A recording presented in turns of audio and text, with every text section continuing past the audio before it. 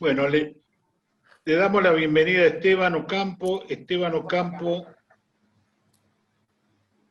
43 años, casado, 2 hijos, ex integrante del Regimiento de Granaderos a Caballo General San Martín durante 4 años, historiador, miembro del Instituto de Historia Militar Argentina, dependiente del Ejército Argentino. Esto puede... ¿Estamos muteados? Sí. Antes.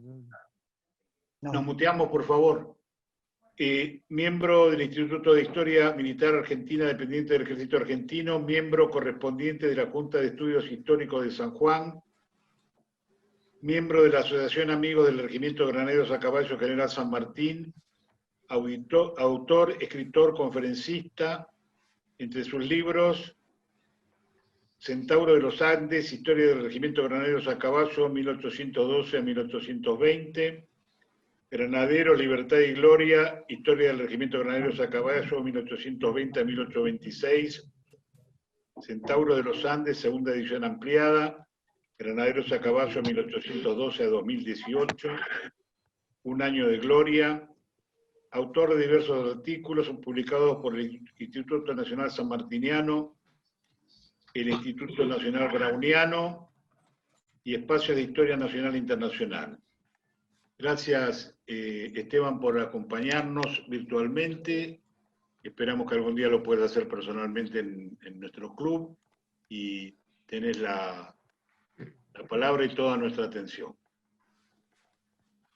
Bueno, Marcelo, antes que nada, muchísimas gracias por la invitación.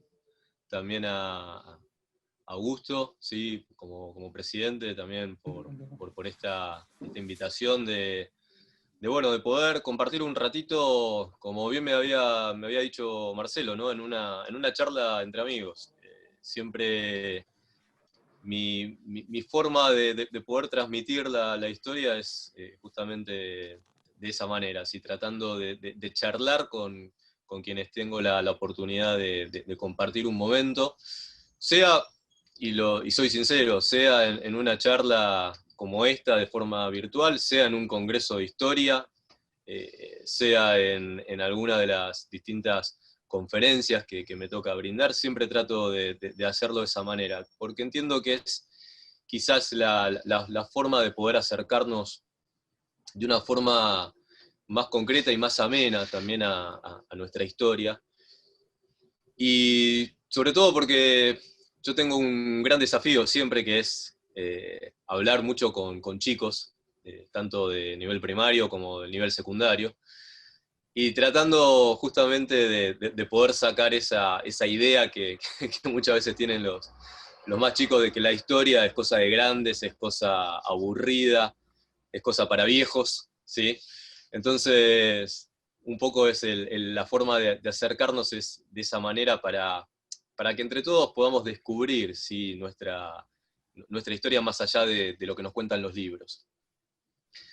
El año pasado tuve la gran dicha de poder participar de este homenaje en conmemoración a lo que fue la batalla de Curupaytí, ahí en el cementerio de la Recoleta, donde con la agrupación mía lo organizamos, invitamos justamente allí al club, y se acercaron algunos de sus integrantes, y fue realmente algo más que emocionante, ¿sí? Porque tener la oportunidad de encontrarse uno con descendientes de aquellos hombres que estuvieron ese día y que combatieron ese día, fue algo más que importante para mí. En primer lugar porque el recuerdo permanente de estos hombres nos invita a poder trasladarlo a muchísimos de nuestros distintos aspectos de la vida, ¿sí? No solamente la batalla se queda circunscripta en el aspecto militar, sino que a partir de Curupaytí podemos encontrar un montón de cuestiones y de distintas enseñanzas, ¿sí? Que nos llevan a que la podamos trasladar a muchos de nuestros aspectos de la vida. Ese día hice mucho hincapié dentro del homenaje en poder hablar de los hombres que estuvieron ahí en ese lugar. Hace muchos años, se empezó a dar esto de atacar un poco a todo lo que había sido la guerra del Paraguay. Se le cambiaron el nombre, se le dieron nuevos nombres como para tratar de trasladar desde determinados sectores, con los cuales no comparto para nada, el hecho de poder atacar a quien en ese momento había sido el general en jefe del ejército aliado, ¿sí? El general Mitre. Entonces, como una forma de atacarlo a él, con esta cuestión siempre que, bueno, ustedes ya la han vivido también, ¿no? Del hecho de que la historia oficial, no, la historia revisada, no, el revisionismo, no, esto que, no, lo que escribió Mitre en el pasado está todo mal, no, tenemos que hacerlo de esta manera. Y una forma de poder atacarlo a Mitre es justamente a través de la guerra del Paraguay. Y muchas veces sucede, y eso es quizás lo que a mí más me impulsa a poder seguir hablando sobre, no solamente sobre ese conflicto, sino sobre cada uno de los distintos hechos de armas que se dieron en esa guerra, pasa por el lado justamente de poder resaltar la figura de cada uno de los hombres que estuvieron ahí. Hombres que no pelearon por Mitre, hombres que no pelearon por el hecho de si la guerra era justa o injusta, o si la guerra era impulsada por tal o cual potencia extranjera. Fueron hombres que combatieron siguiendo sus ideales y fundamentalmente, y una vez que estuvieron en el campo de batalla, supieron darse y entregarse por el hombre que tenían al lado, por el hombre que tenían al lado, por el amigo, por el camarada. Los reclutas, por aquel soldado que los había acompañado desde que habían ingresado dentro de los distintos batallones, sean batallones de guardias nacionales o sean cuerpos de línea. Y ahí es donde radica mucho de esa confusión, ¿no? de esta gente que busca atacar, ¿sí? a tal o cual personaje. Porque desde mi punto de vista, y puedo estar errado, no soy dueño de la verdad, nunca me consideré dueño de la verdad, al hablar de esa manera y a denostar a lo que fue ese conflicto, se termina bastardeando a aquellos hombres que pelearon en esa contienda. Hombres como el subteniente de bandera, don Mariano Creto Grandoli. Mariano Creto Grandoli tenía 17 años. 17 años era el abanderado del cuerpo al cual él pertenecía. Batallón de Santa Fe, Batallón de Guardias Nacionales de Santa Fe. Yo quiero leer un pequeño fragmento de una de las cartas de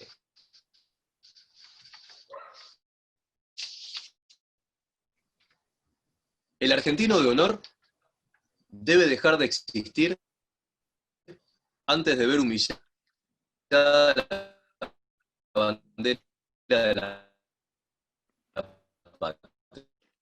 Ahí está de nuevo. Perdimos, Esteban. Ahí Me está. me parece que se fue Esteban. Ah, ahí está. Ahí está. Es lo malo de vivir en Palermo, con todo el mundo conectado. A veces se va la conexión y se pierde. Bien, les comentaba sobre esta carta de Grandoli, ¿no? El argentino de honor debe dejar de existir antes de ver humillada la bandera de la patria. Yo no dudo que la vida militar es penosa, pero ¿qué importa si uno padece defendiendo los derechos y la honra de su país? Mañana seremos diezmados, pero yo he de saber morir defendiendo la bandera que me dieron. Mariano Grandoli tenía 17 años. 17 años.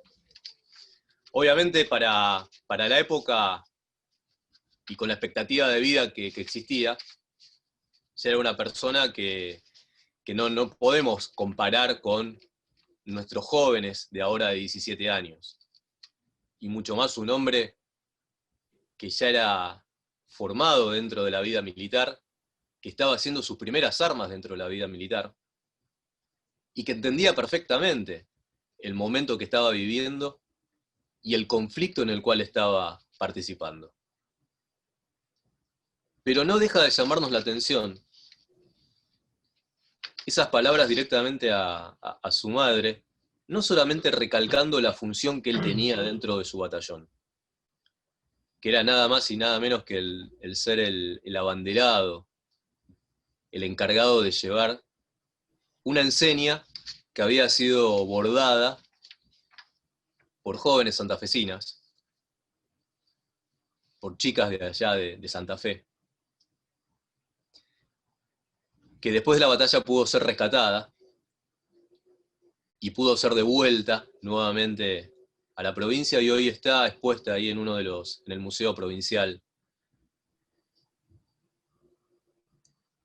No solamente eso, sino que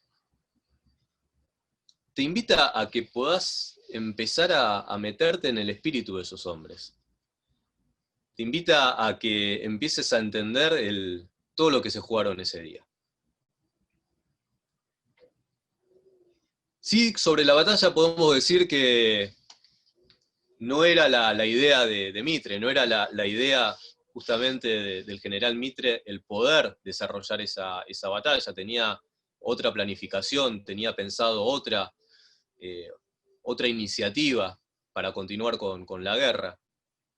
Pero obviamente al ser el jefe del ejército aliado y ante el pedido por parte de algunos generales brasileros de poder desarrollar esa batalla, para mantener la cohesión de esa alianza, accedió, y quizás se confió demasiado en las bravuconadas de algunos de esos generales brasileros, sobre todo del famoso almirante Tamandaré, el encargado de la flota brasilera, que él decía que con solo su flota iba a alcanzar para poder destruir toda la fortificación de Curupaití. Sin embargo, uno de los grandes problemas que se dieron, y que quizás podría haber cambiado el resultado de la jornada, fue el hecho que después de una de las victorias antes de Curupaití, se perdieron unos cuantos días, más que nada por el mal estado del tiempo, y también por la indecisión de los jefes brasileros. Se tenía que haber atacado Curupaití el día 17 de septiembre, y si se hubiera atacado en ese momento las fortificaciones de este punto tan importante de la defensa paraguaya, no hubieran estado en capacidad de poder resistir como lo hicieron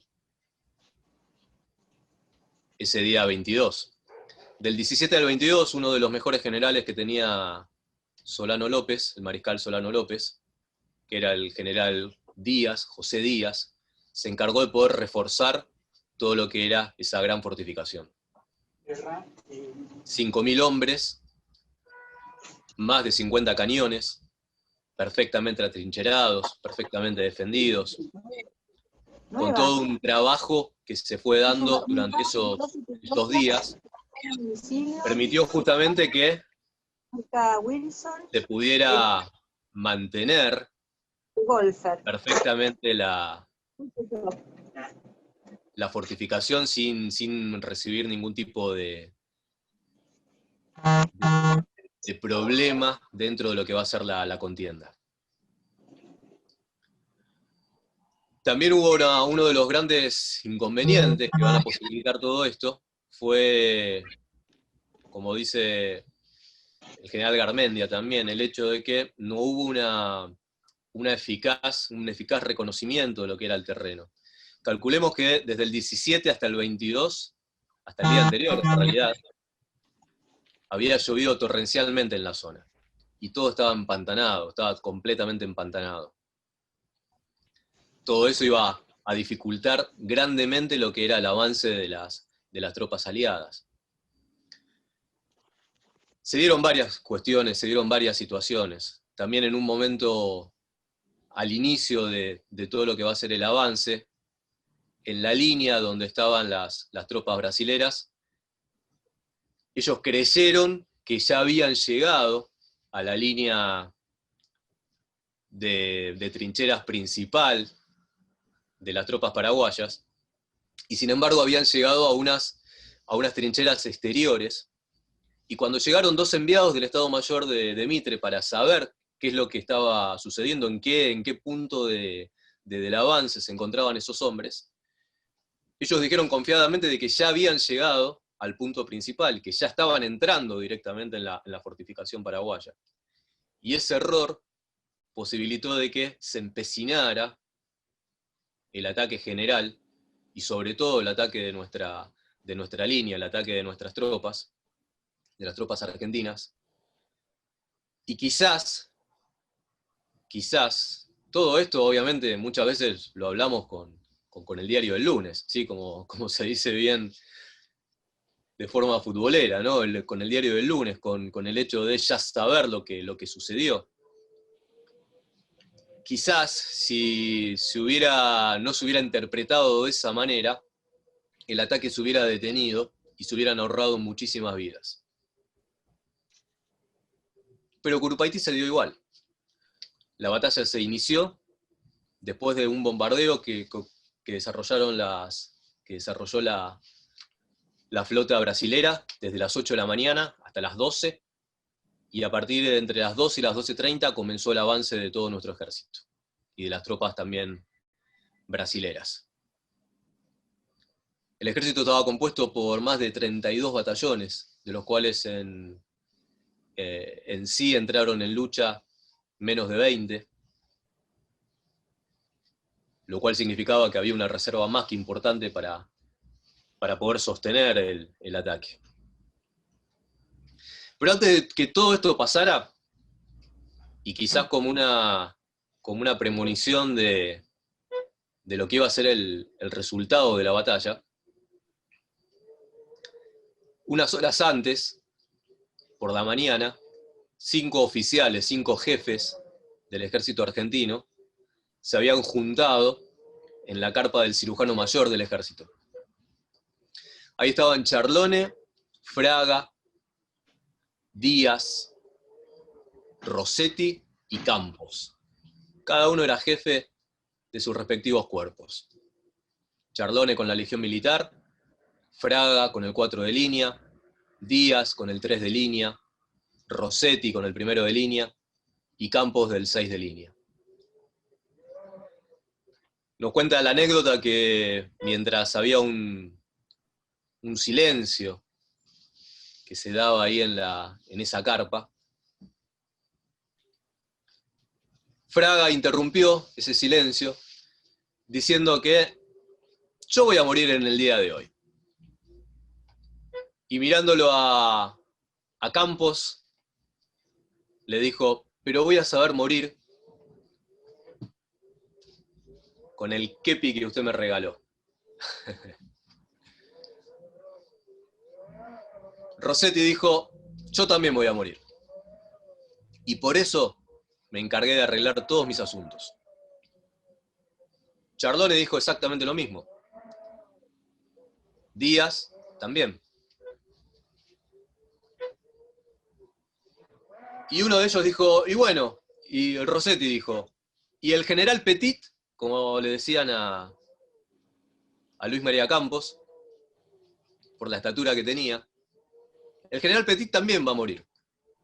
O sea, ya se lo quería llevar también con ellos. Pero Fraga dijo, no. Él va a ser el único de nosotros que va a sobrevivir para contar el cuento.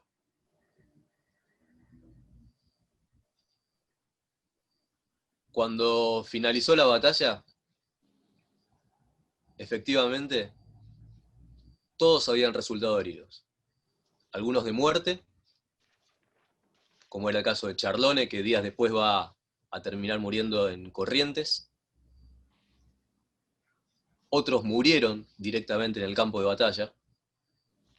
Y efectivamente, el coronel Luis María Campos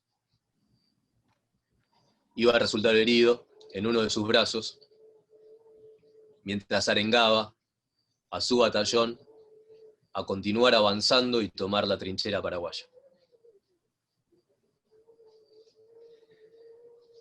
Todos habían arreglado sus asuntos, todos sabían qué es lo que podía llegar a pasar. Esa premonición de la derrota lo llevó a que cada uno pudiera hablar ese día y pudiera decir en esas palabras aquello que finalmente terminó siendo una funesta premonición. Pero también ese día hubo otro hombre, un subalterno, un oficial subalterno, que era el capitán Domingo Fidel Sarmiento.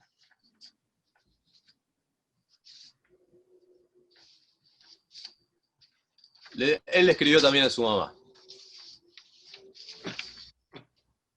querida madre, la guerra es un juego de azar. La suerte puede sonreír o abandonar al que se expone al plomo enemigo. Lo que a uno lo sostiene es el pensamiento del mañana, la ambición de un destino brillante. Esta ambición y la santa misión de defender a mi patria me da una fe inquebrantable, tanto en mí como en el camino que he tomado. ¿Qué es la fe? No puedo explicarlo, pero me basta con tenerla. Y si el presentimiento de que no caeré en combate es solo una ilusión que me permite tener coraje y cumplir con mi deber, te pido, madre, que no sientas mi pérdida hasta el punto de dejarte vencer por el dolor. Morir por la patria es darle a nuestro nombre un brillo que nada borrará. Y no hay mujer más digna que aquella que, con heroica resignación, envió la batalla al hijo de sus entrañas. Las madres argentinas transmitirán a las generaciones venideras el legado de nuestro sacrificio.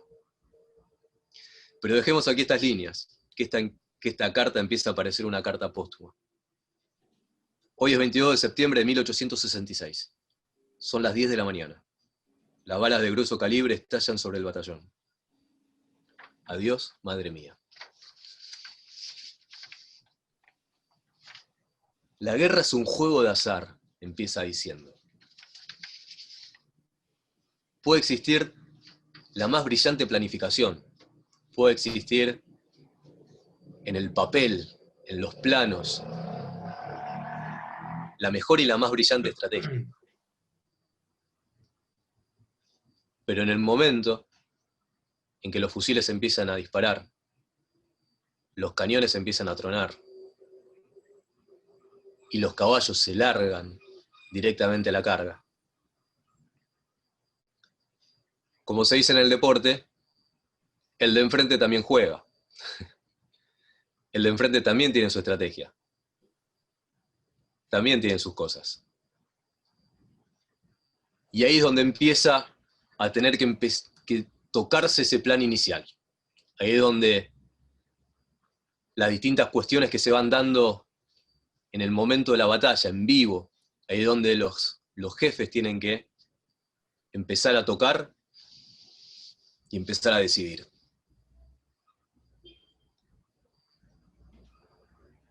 El espíritu de esos hombres, ese día, fue quizás lo que más tenemos que recordar. Porque a pesar de que sus soldados y ellos mismos estaban empantanados, y que los paraguayos esperaron a que estuvieran bien cerca de tiro de fusil para poder abrir fuego contra ellos, sabiendo lo inexpugnable de la posición en la cual estaban, sabiendo que las escaleras que llevaban cada uno de esos soldados y cada uno de los elementos para poder trepar, para poder pasar ese foso enorme que encima estaba lleno de agua, tenía 4 metros de agua,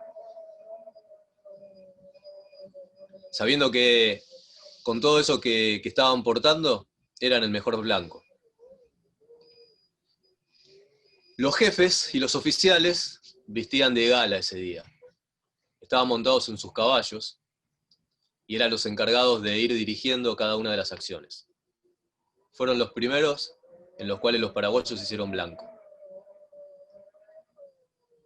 Los oficiales subalternos, que guiaban a cada una de las compañías, fueron los siguientes.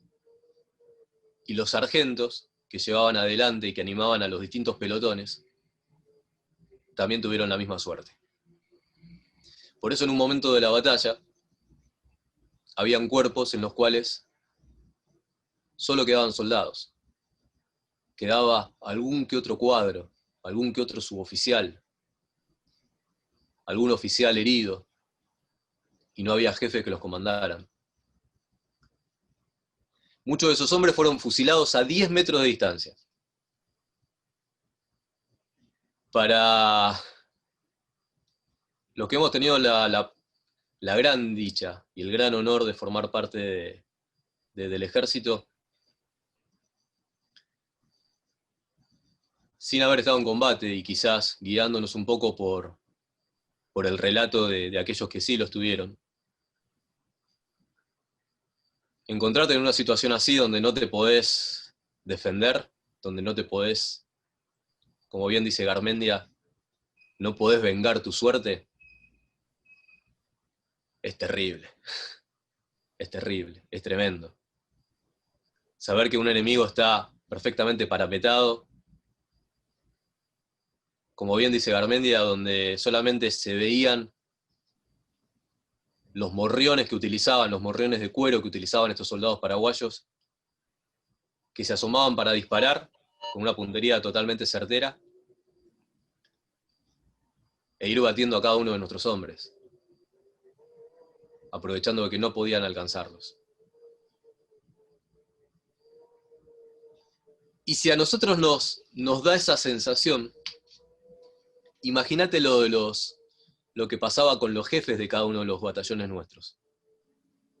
El coronel Susini, en un momento de la batalla, él tomó la bandera de su cuerpo y empezó a pasearse entre los restos de los soldados que le quedaban.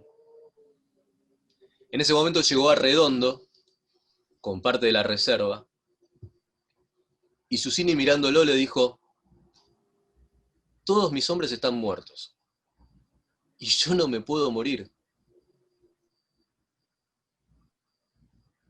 Yo no me puedo morir. Que se una la bandera de su cuerpo con el mío y pasemos de nuevo al ataque. Se quería morir ese hombre. Se quería morir ahí en el campo de batalla, con la frustración de ver cómo sus hombres eran fusilados y no poder cobrarse venganza. Como dice Garmendia, el intrépido Alejandro Díaz, al frente del número 3, fue muerto cuando estaba parado en uno de los árboles que servían de fortificación, y desde ahí estaba animando a que los soldados continuaran con la lucha, poniéndose como ejemplo y sin esconderse. Enseguida fue blanco de los fusiles paraguayos. Rossetti exactamente lo mismo, al frente de sus hombres. Luis María Campos justamente va a terminar herido por estar poniéndose al frente de sus hombres. Todos los oficiales que habían llegado montados, todos habían quedado desmontados. Todos habían muerto sus caballos ahí en el medio de lo que fue la batalla. Algunos pocos, como Roca o como Arredondo, lograron volver con sus animales. En esa época, y ha sido una tradición del ejército argentino y que obviamente continúa hasta la fecha, los encargados de llevar las banderas son oficiales. Por eso es que Grandoli tenía esa jerarquía. Es más, en algunos ejércitos europeos, como en el caso de Gran Bretaña y en el caso de Francia, en aquellos años se hablaba directamente del abanderado, ¿sí? Era directamente esa la jerarquía, el abanderado. Eran oficiales y estaban escoltados por los mejores hombres o los hombres más valerosos, los soldados distinguidos. Eran los que formaban parte de esa escolta para poder proteger nada más y nada menos que la bandera de su batallón. Ese día, en Curupaití, todos los abanderados fueron muertos. Y se dio una situación en el medio de la batalla, casi al final, donde la bandera, el abanderado del batallón 1 de línea, es muerto, y rápidamente la bandera fue tomada por un soldado. Se acercó un capitán para reclamarle la bandera, y él le pidió poder llevarla. Se acercó al coronel Rossetti y le pidió, por favor, que le dejara llevar la bandera. Rossetti accedió, y ese hombre lo vamos a ver en el final de la batalla, cuando, después de ordenada la retirada, y cuando volvían todos los batallones, lo que quedaban de muchos de esos batallones, aparecía en la escena este soldado, el soldado Carranza. Un soldado que, por la descripción que nos hace Garmendia, era un soldado negro, lo pinta con rasgos africanos. Venía con esa bandera donde una de las borlas había sido volada directamente por un disparo, venía hecha a jirones. Y cuando pasó por cerca donde estaba Garmendia, que era el testigo de toda esa jornada, la flameó la bandera enfrente de él, y con muchísimo orgullo le dijo: soy el soldado Carranza del 1 de línea, y esta es su bandera.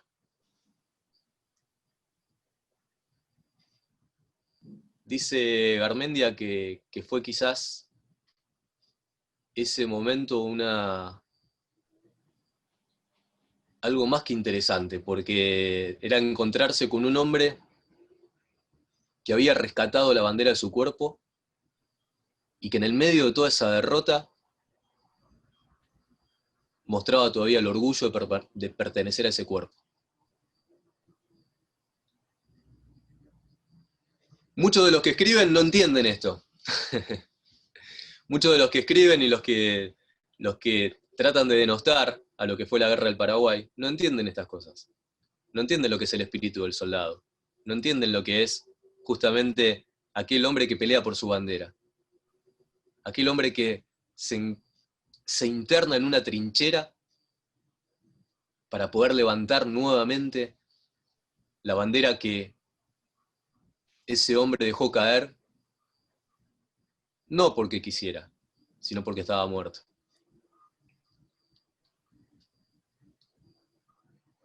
¿Pero de qué estás hablando? ¿Estás hablando de gente que peleaba por su bandera? Sí, de gente que peleaba por su bandera. De gente que había jurado entregar su vida siguiendo su bandera. Y peleando por el camarada que tenían al lado. Y rescatando al camarada que tenían al lado. Es complicado para muchos poder entender esto, pero era el espíritu de esos hombres. Era el espíritu que se daba desde el soldado más simple hasta el último de los jefes. Y por eso tanta obstinación de poder llegar. Por eso tanta obstinación de poder alcanzar el objetivo. Es como cuando estás en un partido, ¿no? Es más, ya ni siquiera falta tiempo, ¿no? Ya sonó el final del partido. Sabés que cualquier jugada que se va a dar no tiene que terminar en penal, porque ahí ya se terminó. La pelota no tiene que salir fuera de la cancha. Estás a metros del ingol. tenés toda la defensa que está parada. Y vas y chocás. Y la levanta el forward y está ahí tratando de llegar. Y cuando parece que él va a apoyar, aparecen y se le tiran arriba de nuevo toda la defensa. Y la apertura la limpia. Y empieza el pasamanos. Y te llega hasta el win. Y el win cuando parece que va a llegar, de nuevo la defensa. Y empieza de nuevo la jugada. Y se arma de nuevo todo. Y están de nuevo todos ahí. Y que siguen, y que siguen, y que siguen. Obstinados en poder alcanzar eso. Eso es lo que tiene... Yo nunca tuve la oportunidad de practicarlo. Me encanta mirarlo desde chico. Pero eso es lo que tiene más que de interesante el rugby. Porque a veces estás perdiendo por una goleada tremenda, tremenda. Y sin embargo querés llegar ahí. Porque decís, quiero quebrarle el ingol a estos que me destrozaron en el partido. No, quiero llegar. Vamos, vamos, vamos. Y seguís, y no podés más. No podés más.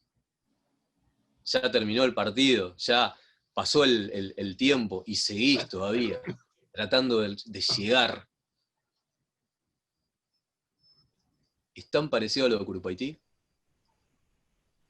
¿Es tan parecido a lo que se dio en esa batalla? ¿Y qué te anima a seguir avanzando? ¿Qué te anima a poder levantar a ese compañero tuyo que está ahí, que ya no da más, que no le dan más las piernas? ¿Qué es lo que te anima? El orgullo, el espíritu, el equipo. Trasladalo a un ejército ahora.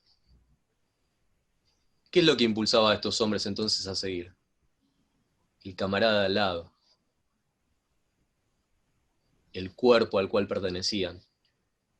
La bandera a la cual seguían.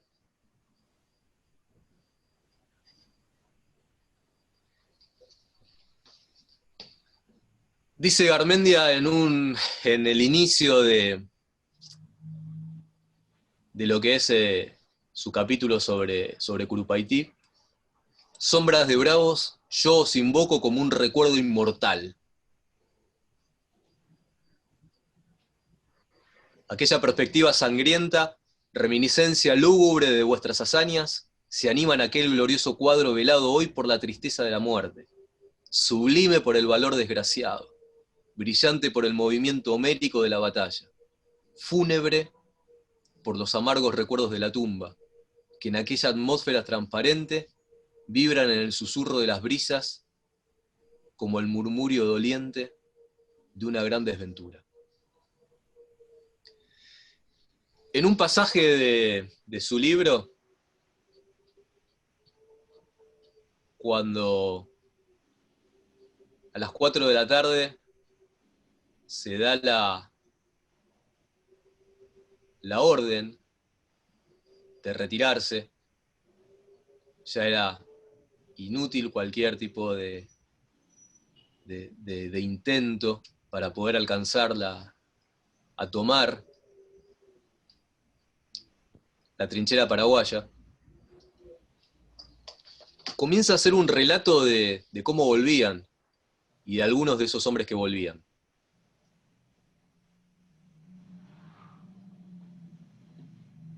Vi a Sarmiento muerto, conducido en una manta por 4 soldados heridos. Aquella faz lívida, lleno de lodo, tenía el aspecto brutal de la muerte. No brillaba ya esplendorosa la noble inteligencia que en vida bañó su frente tan noble. Apreté su mano, helada, y siguió su marcha ese convoy fúnebre que tenía por séquito el dolor y la agonía. Seguía el casi cadáver de Francisco Paz, oscilaba con el movimiento del paso vacilante e interrumpido por el cansancio de los conductores. El cabello le caía desgreñado sobre la frente, los ojos entreabiertos y vidriosos, los labios contraídos y cárdenos. A la distancia, parecía que sonreía. Era la sonrisa próxima de la muerte, última expresión de una vida de esperanzas que se evaporaba al momento. Vi entonces a Martín Viñales, destilando sangre por una hemorragia sin tregua que se escapaba por 3 heridas. Le grité estúpidamente: ¿herido? Contestóme con entrecortado acento: no es nada, un brazo menos, la patria merece más. Y sus ojos entristecidos se clavaron en el cuerpo inanimado del intrépido Alejandro Díaz, que en ese momento era conducido con solemne respeto por sus fieles compañeros. Aquel discípulo de San Cir probó a la envidia que la ciencia no había reñido con la bravura. Arredondo con su poncho blanco, con aquella cara angulosa de acero que había intimidado el peligro, imperturbable, frío, sin emociones, se retiraba al paso tranquilo de su caballo, el cual hambriento se detenía alguna vez a roer la yerba de la orilla del camino. Vi a la distancia a Roca, que salía solitario con una bandera despedazada. En torno de aquella gloriosa enseña reinaba el vacío de la tumba. Cuando se aproximó y soslayó su mohino caballo, pude distinguir que alguno venía sobre la grupa. Era Solier, bañado en sangre. El amigo había salvado al amigo. Por otro lado, salía Luis María Campos, al frente de un grupo del bizarro 6 de línea, siempre el mismo, estirándose sobre el caballo con su pequeña figura, pero que infundía respeto, tieso, disimulando su pena y relampagueando sus pequeños ojos, donde se veía brillar el sagrado fuego de su alma. Ni Curupaití había aplastado su orgullo. Su altanería dominaba, porque era la vanidad fundada que surgía erguida en aquel inmenso abatimiento. Pasó, nos saludamos con el cariño de nuestra amistad de la infancia, y sentí una secreta alegría al verlo vivo.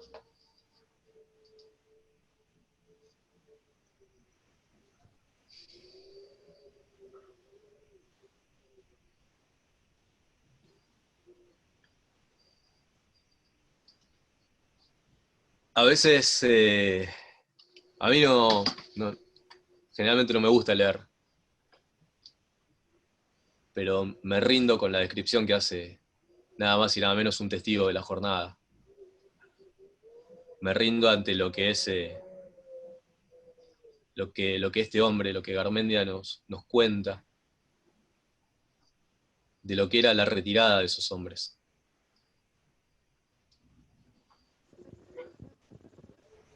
Al finalizar la batalla y cuando todos estaban en el campamento, mientras el sol se escondía, los paraguayos no salieron de su fortificación. Sabían que la reserva que tenía el ejército aliado era más que poderosa, y no se atrevieron a salir al ataque. Se quedaron en la fortificación y prendieron fuego al campo.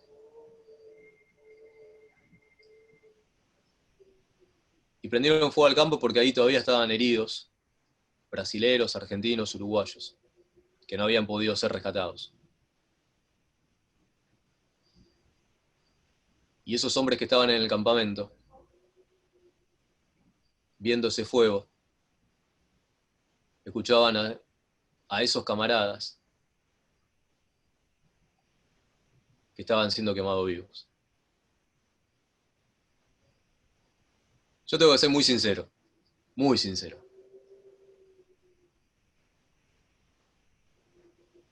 Hay veces que da muchísima bronca cuando escuchás, cuando lees, y cuando ves cómo esta gente te habla solamente de los paraguayos.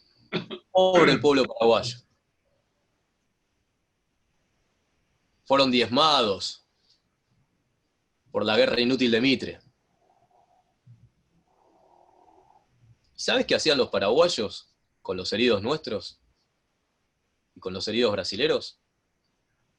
Cuando ganaban alguna contienda, como se estaba peleando en su territorio, y como existía una economía totalmente de guerra, y no querían gastar en poder mantener a los prisioneros, los que estaban heridos en el campo de batalla eran directamente bayoneteados. Cuando te hablan de eso, yo no me puedo olvidar de los 3 meses de ocupación de Corrientes por parte de las tropas paraguayas y de todo lo que hicieron ahí. Yo no me puedo olvidar de los hombres civiles muertos, fusilados sin ningún tipo de juicio, de las mujeres violadas. Yo no me puedo olvidar de eso. Tampoco me interesa que nos quieran adosar batallas o tragedias que se dieron en esa guerra en la cual no estuvo presente ni un solo argentino. Porque siempre cuando llega lo del Día del Niño, acá en nuestro país, siempre esta gente aparece y publica, no, pero en Paraguay no se festeja el Día del Niño, sino que es en otro momento del año, y hacen referencia a uno de los combates, donde no hubo ningún solo argentino, ni un solo argentino. Y donde lo único que te habla ese combate, y de todo lo que terminó siendo la guerra en el propio territorio del Paraguay, es sobre la locura de alguien que no se quiso rendir y que fue el encargado de masacrar a su propio pueblo. Porque en esa obstinación terminó él masacrando a su propio pueblo. Mi papá era correntino, falleció el año pasado. Y mi viejo me contaba, por las memorias de mi familia, sobre el batallón Saladas, que era el lugar donde él había nacido. El batallón Saladas se había formado justamente para poder recuperar la provincia durante la ocupación paraguaya. Me hablaba con muchísimo orgullo de cómo ese pueblo donde él había nacido había participado en esa recuperación del territorio. Y me contaba de todo esto. Hay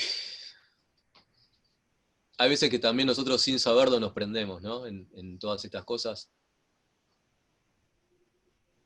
y nos olvidamos del espíritu de esos hombres y nos olvidamos del sacrificio de aquellos hombres. El jefe del batallón Santa Fe, cuando recuperó la bandera que llevaba Brandoli, le escribió a las mujeres, a las chicas que habían bordado esa bandera. Y en un fragmento de esa carta, hablando que había recibido 14 balazos, que tenía la sangre de Mariano impregnada en ella, les hace un pedido.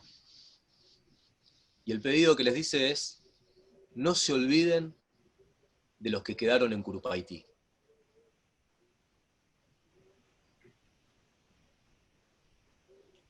Y yo creo que ese pedido de este jefe sigue todavía en el presente. Cuando uno tiene la oportunidad de ir al Panteón de los Guerreros del Paraguay, ahí en la Recoleta te vas a encontrar con 2 esculturas en bronce. Una es un marino y la otra es un soldado de infantería. Y los dos están en una posición que te puede llamar la atención porque el fusil está puesto para abajo, la boca del cañón apunta para abajo. Y esa posición es lo que por aquellos años, durante el siglo XIX, se conocía como la posición de a la funeral. A la funeral era la forma de rendir honores a los muertos en batalla. Y cuando vas a ese panteón y te encontrás con esas 2 figuras, te invitan a que puedas seguir teniendo el enorme respeto por esos hombres que siguieron a su bandera. Este año no podemos estar. Este año no podemos visitar ese cementerio donde también está esa columna trunca con una corona de laureles en la parte de arriba que guarda los restos del capitán Domingo Fidel Sarmiento. Morir por la patria es vivir, dice esa tumba. Pero nos invitan a que podamos seguir teniéndonos en el recuerdo. Cuando Marcelo me invitó para poder dar esta charla, obviamente que de entrada dije que sí. Y después pensaba, ¿qué cosas, no? Porque en 1924, cuando se funda el club de ustedes, para ese momento todavía estaba en el recuerdo lo que había sido la Guerra del Paraguay. En 1916 se había hecho, incluso en Caras y Caretas, hay un suplemento especial donde se hacen entrevistas a muchos de los viejos guerreros del Paraguay que todavía estaban vivos. Uno de ellos era el por entonces subteniente, que en realidad había sido sargento primero durante la Guerra del Paraguay, Eduardo Marcelino Dubroca. Eduardo Dubroca había sido herido ahí en Curupaytí, se fue de baja del ejército, pasó a revistar en la policía de la provincia, y a partir de 1880 ingresa en el llamado batallón, era en el batallón donde estaban todos los lisiados, ¿sí? Todos los hombres que habían sido heridos. Él ingresa ahí, y en 1890, cuando se crea el Museo Histórico Nacional, con otros hombres de ahí, son designados para ser conserjes y para ser los encargados de dar de alguna manera las visitas guiadas dentro del museo. Un par de años después, por decreto presidencial, fue designado para ser el guardián del mausoleo donde descansan los restos del general San Martín. Una actividad que desarrolló hasta el último día de su vida en 1919. Y en esa nota donde se la hacen a él en 1916, él habla de lo que había sido la Guerra del Paraguay, y ese orgullo que él tenía por haber estado en ese conflicto. Y yo pensaba, ustedes no son el San Isidro Club, no son el Club Atlético San Isidro, no son hindú, no son alumni, no son olivos, no son liceo. Ustedes son Curupaytí.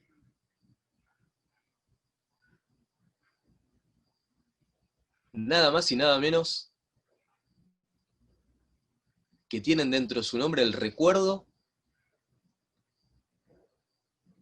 como dice Garmendia, cuando él veía todo ese retorno de los hombres, el silencio y los fantasmas que parecían que se movían dentro del campo.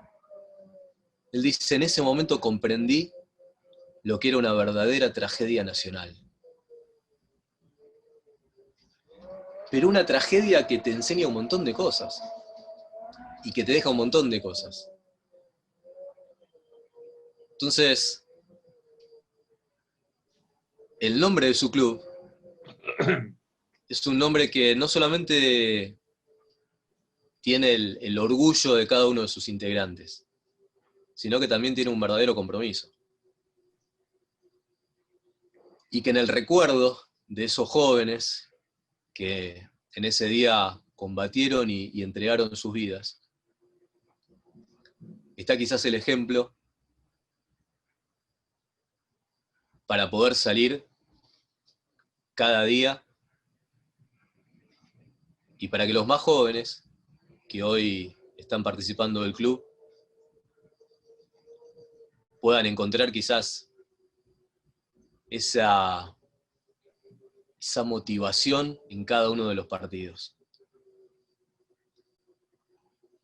el orgullo por el compañero que tenés, el orgullo por la camiseta, el orgullo por el club, y el orgullo por el recuerdo de lo que está homenajeando tu club, que es nada más y nada menos que la batalla de Curupaytí.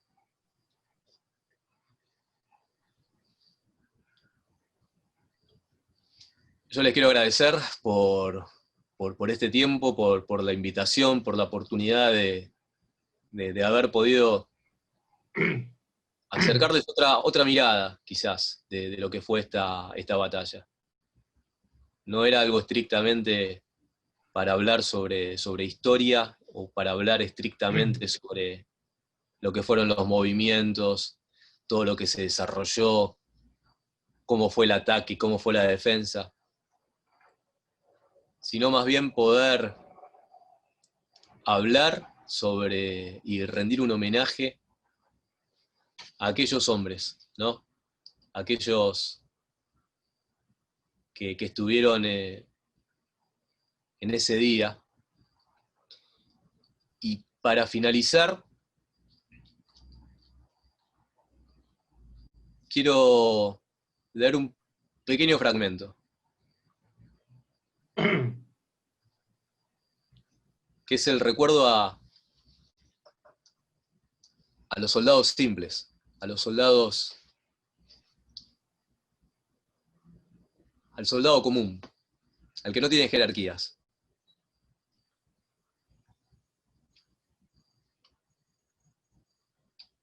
A vosotros, hijos del pueblo, que sois la última jerarquía de la clase militar en la vida y la primera en la muerte, que morís sin que nadie pronuncie pomposos discursos en vuestra tumba, sin que magníficos sarcófagos guarden vuestros despojos, sin que ese pueblo que es una parte de vosotros mismos os acompañe al último descanso, llevando el sentimiento en su contristada faz.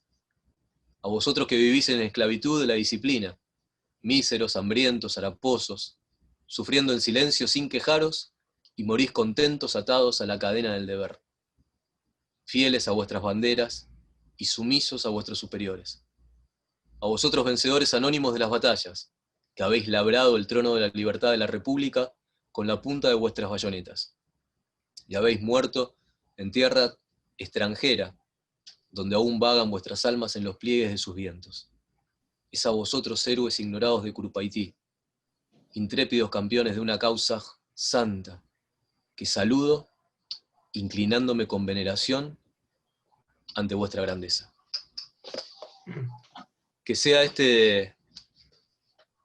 un homenaje a todos esos hombres, a todos, y en esto sin distinción de bandera, que en ese día se batieron siguiendo su bandera y siguiendo sus ideales en la batalla de Curupaytí. Bueno, Lucas, perdón, Esteban, quería agradecerte en nombre de Curupaytí, agradecer a todos los presentes, a los invitados, a la familia Ugartebendía. Creo que fue una exposición brillante. Realmente, por momentos, nos pusiste la piel de gallina a todos. Sinceramente, muy, muy emocionante. Así que agradecerte mucho, Esteban, y como bien vos dijiste, este año no vamos a poder estar ahí en el Panteón, pero bueno, seguramente el año que viene podremos estar acompañando a esos héroes de la batalla. Así que muchísimas gracias, Macoco, por organizar esta charla, a Charlie por prestarnos el Zoom, y bueno, si alguno quiere decir algunas palabras más antes de terminar. Macoco, vos. No, yo agradecerle fundamentalmente a Esteban toda su generosidad. Yo sabía, confiaba que iba a ser de interés porque lo he escuchado. Si bien él es un especialista sanmartiniano, y ya lo comprometo acá públicamente que cuando haya oportunidad nos dé otra charla, pero ya respecto de San Martín, y cuando él disponga y nosotros también.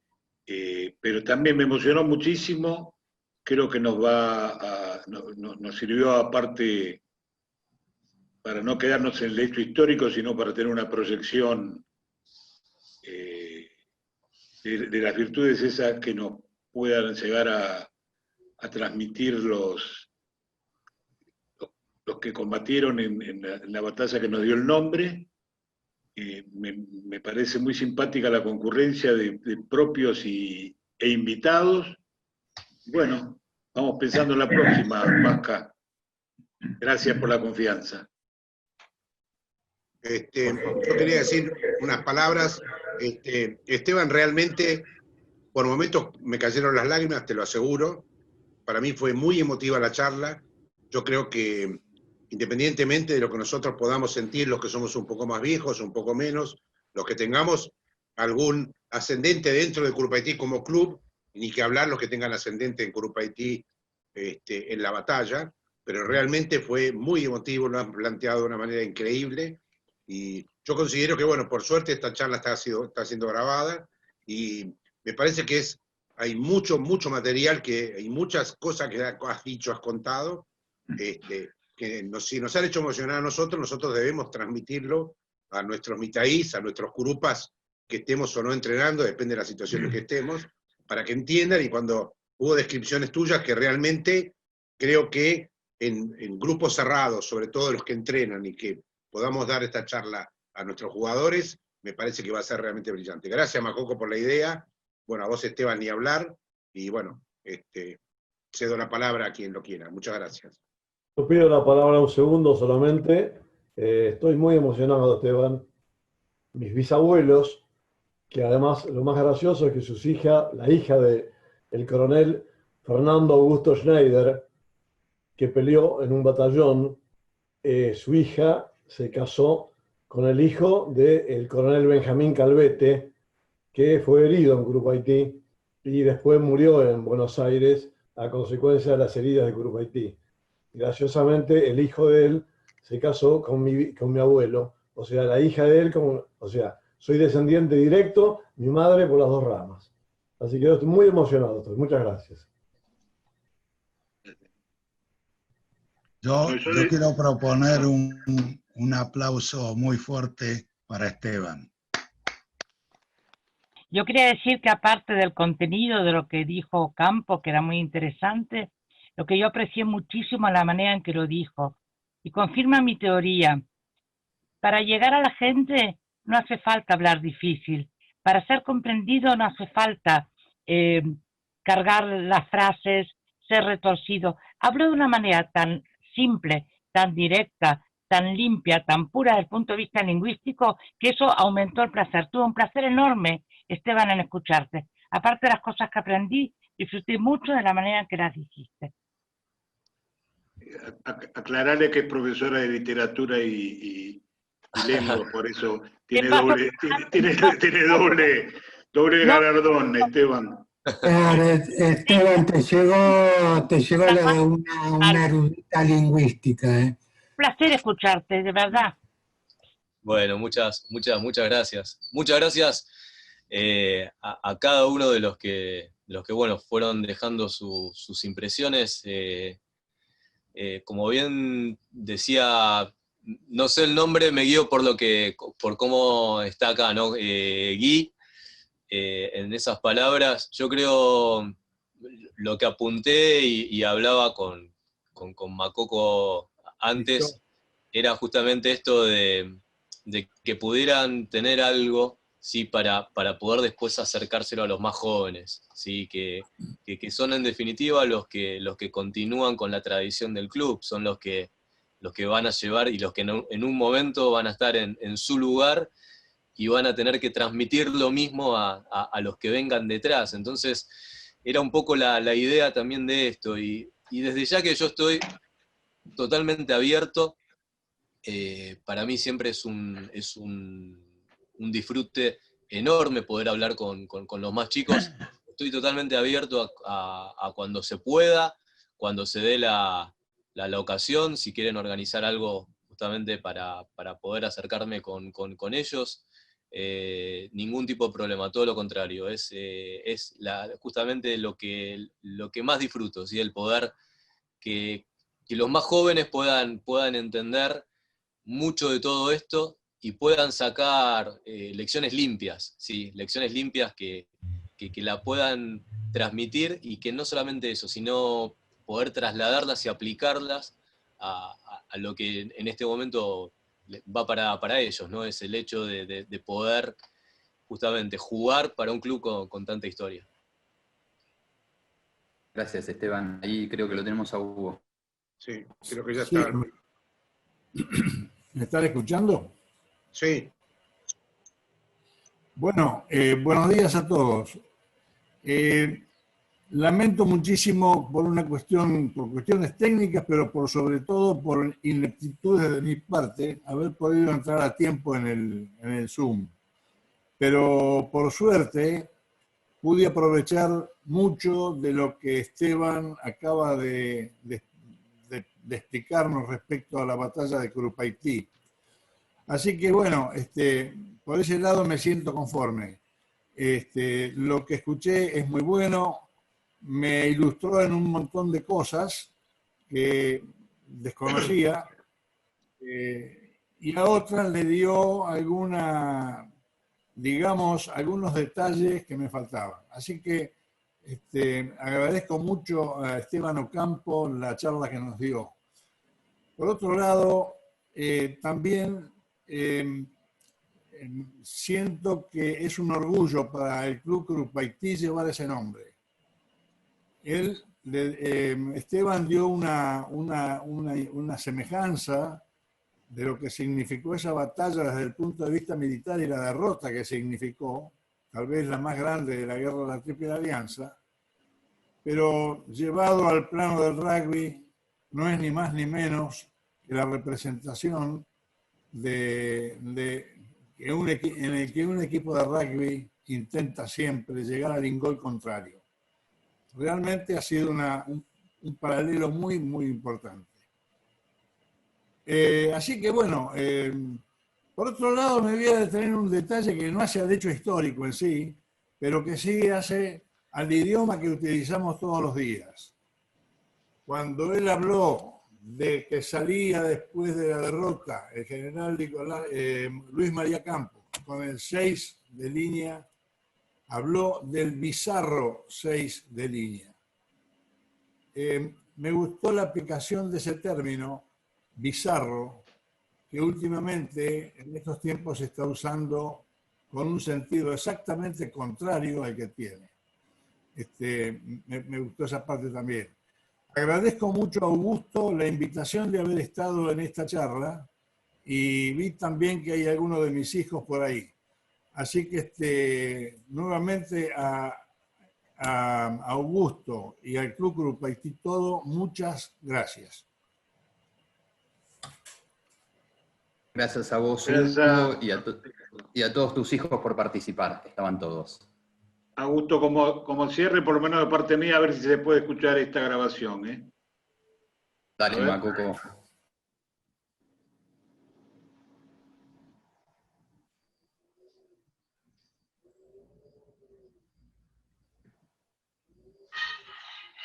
¿Se escucha?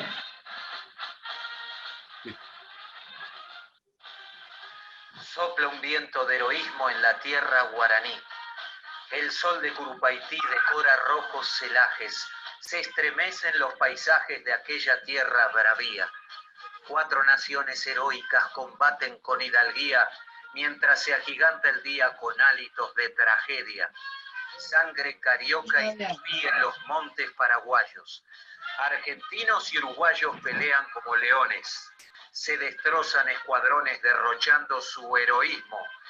Ya desata su lirismo una brisa guaraní, mientras coruzca en la altura el sol de Curupaytí.